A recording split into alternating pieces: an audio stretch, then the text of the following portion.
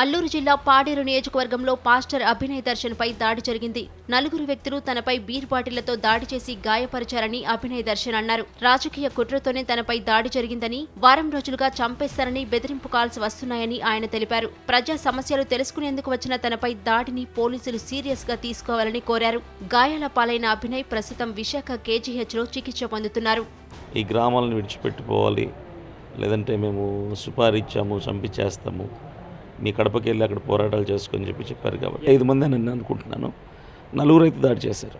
Main road మీద నుంచి loop లైన్లకి తీసుకున్నాం, వాళ్ళు ఫాలో అవుతుంటే గుడ్లు విసిరారు. గుడ్లు విసిరిన తర్వాత లూప్ లైన్లకి కారు తీసుకున్న తర్వాత అప్పుడు రాళ్లతో వెంటపడ్డారు.